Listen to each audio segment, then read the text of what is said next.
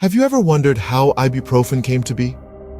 The story begins in the 1960s, an era of exploration, innovation, and groundbreaking discoveries. One such discovery was made in the realm of medicine by a British pharmacist named Stuart Adams.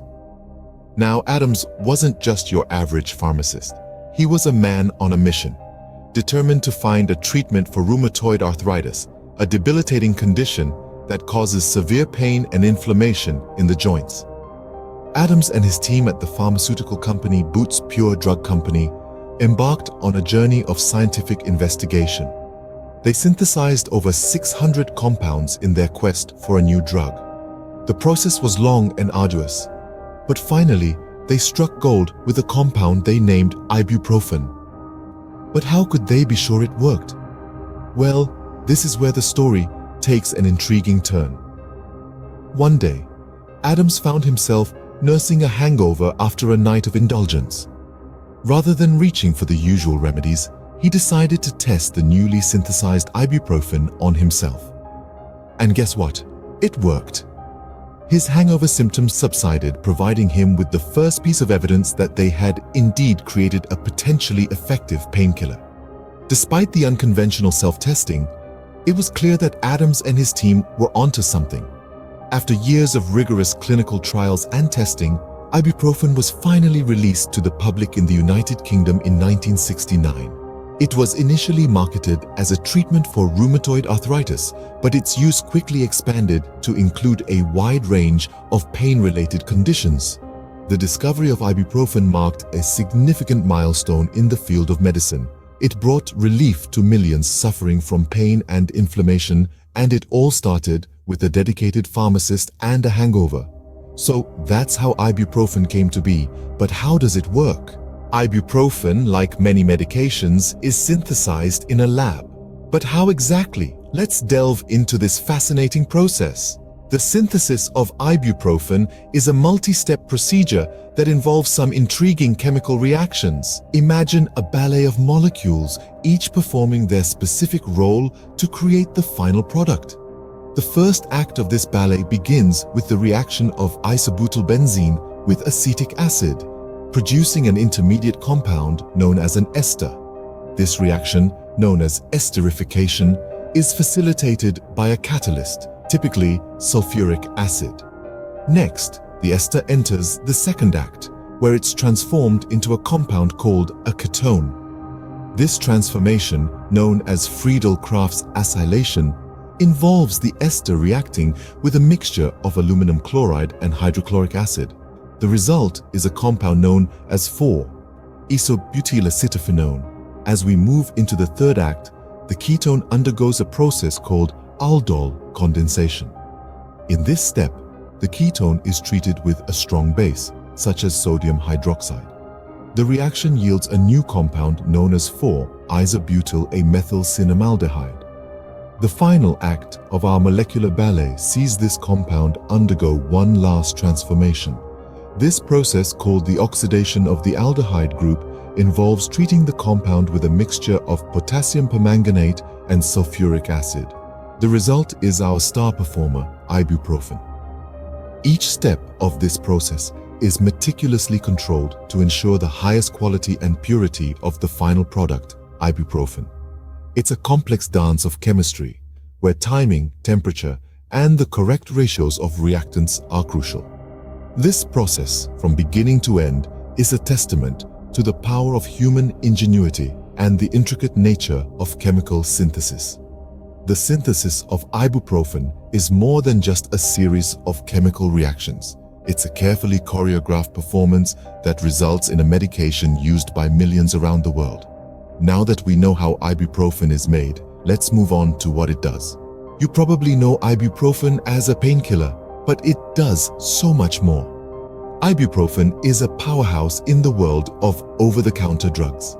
It has been a mainstay in medicine cabinets around the globe for decades. While its most common use is as a pain reliever, its abilities go far beyond just numbing discomfort. Pain, whether it's a headache, toothache, or the aftermath of a sprained ankle, is a common part of life. Ibuprofen steps in here as a knight in shining armor, effectively relieving pain by reducing the production of prostaglandins, chemicals that cause pain, fever, and inflammation. So, next time you're battling a migraine or nursing a sports injury, remember ibuprofen is your go-to ally. But don't underestimate ibuprofen's capabilities. This non-steroidal anti-inflammatory drug, or NSAID, is also a potent weapon against inflammation. Inflammation is the body's natural response to injury or illness, but when it gets out of hand, it can cause redness, swelling, and pain. That's where ibuprofen comes in, calming the storm of inflammation and helping your body return to a state of equilibrium. Ibuprofen isn't just for the occasional headache or sprain though. It's a trusted treatment for chronic conditions like arthritis, where pain and inflammation can severely impact quality of life. By reducing inflammation and relieving pain, ibuprofen can help those with arthritis live more comfortably. But wait, there's more. Ibuprofen is also a fever reducer. When you're down with the flu or a nasty cold and your body temperature is soaring, ibuprofen can help bring it down. It works by changing the body's thermostat, the hypothalamus, making it lower your body temperature. From a humble headache to chronic conditions like arthritis and even fever, ibuprofen is an over-the-counter medication that packs a punch. Its versatility makes it a staple in households and medical practices worldwide. Ibuprofen is clearly a versatile medication, but how does it work in our bodies? When you take ibuprofen, it gets to work in your body in a fascinating way. Let's dive into the science of it. Now, imagine your body as a bustling city, and within this city, there are tiny workers called enzymes. These enzymes carry out various tasks, and one of their jobs is to produce substances called prostaglandins.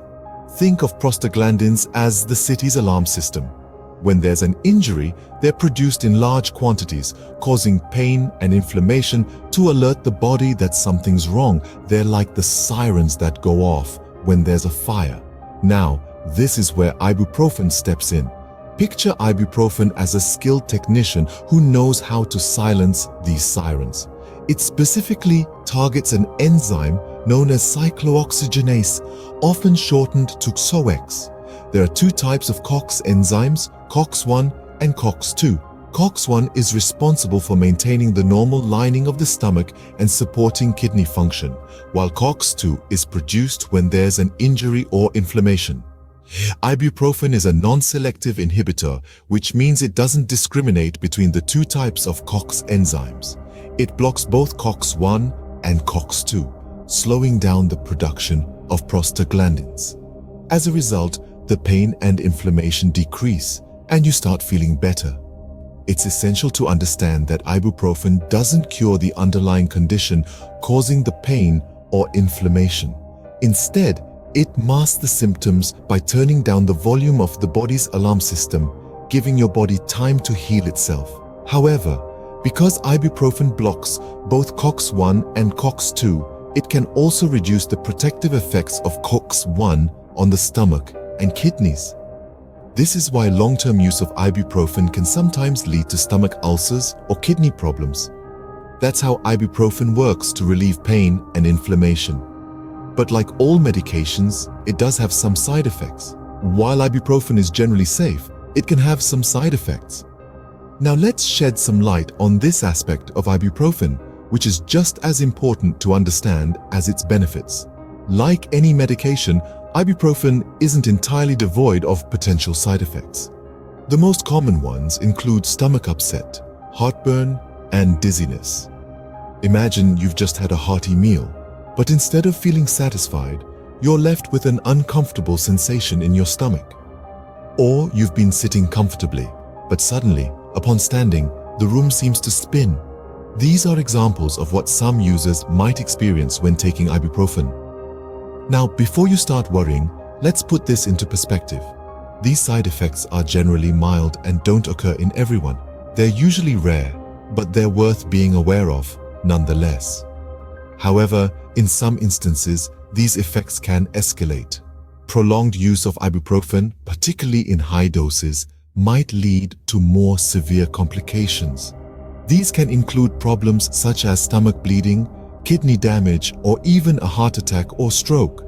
Yes, it sounds scary, and it is. But remember, these are not common occurrences and are typically associated with misuse or overuse of the drug. In addition, some people may experience allergic reactions to ibuprofen. These reactions can range from a rash, itchy, or swollen skin to severe reactions like difficulty breathing and dizziness. If you notice any of these symptoms, it's crucial to seek immediate medical attention. Remember, every medication is a balance between benefits and potential risks. Ibuprofen is no different. It's a powerful tool against pain and inflammation, but it's not a toy. It's a medication that should be taken responsibly and always under the advice of a healthcare professional. So there you have it, the story of ibuprofen, from its discovery to how it works in our bodies and its potential side effects. Always remember to use it responsibly under the advice of a healthcare professional. Let's all aim for a healthier, pain-free life, but let's also do it wisely.